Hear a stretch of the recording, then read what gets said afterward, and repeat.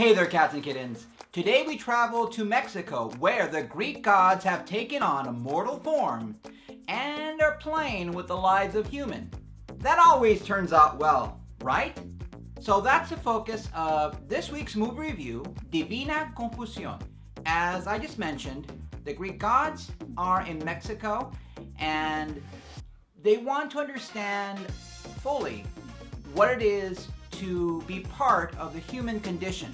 The two leads, Pablo and Bibi, who are two young lovers who fall under the sway of Cupid, whose arrows perhaps are not as well aimed as they should be, and one of those arrows hits Bibi's future mother-in-law, and so Bibi and her mother-in-law fall in love.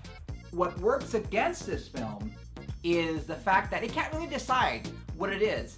Is it a farce? Is it a melodrama? Because even though it makes reference to itself as being a divine comedy, it really isn't. And because of this, there are scenes which are overwrought, overdone, overacted, and it's a shame because there are so many good things that could have happened. The dialogue works very well and I thought was very clever. And also what I thought was very interesting is the fact that the production values kind of reminded me if you had a soap opera but with a really big budget. Are there good things about this film? Well, yeah, let's talk about the two main leads.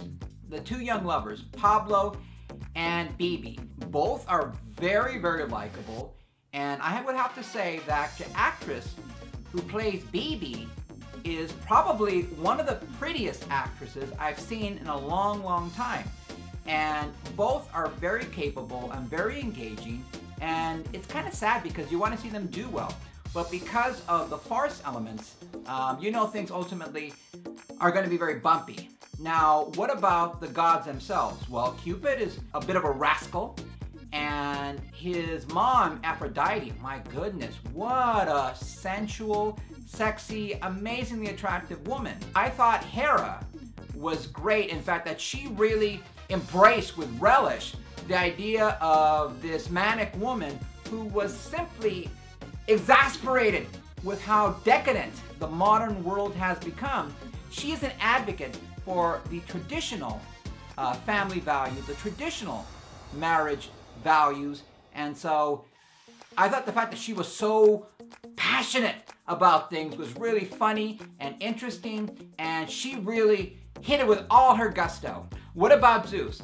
Well, Zeus had the august appearance and characterization of a king, and so when they put him in the farce situations, it didn't really work, but he was definitely a man who was exasperated with the constant nagging of his wife. But it does have a nice commentary on being really honest and generous in love. So again, if it only could decide on its tone and not be so over the top with things, I would have liked this film much, much better.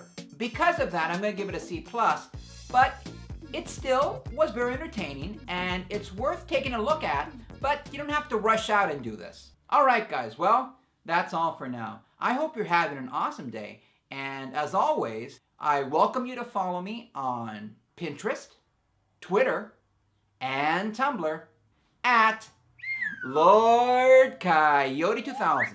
Have an awesome day. I'll be talking to you very soon. Take care now. Bye.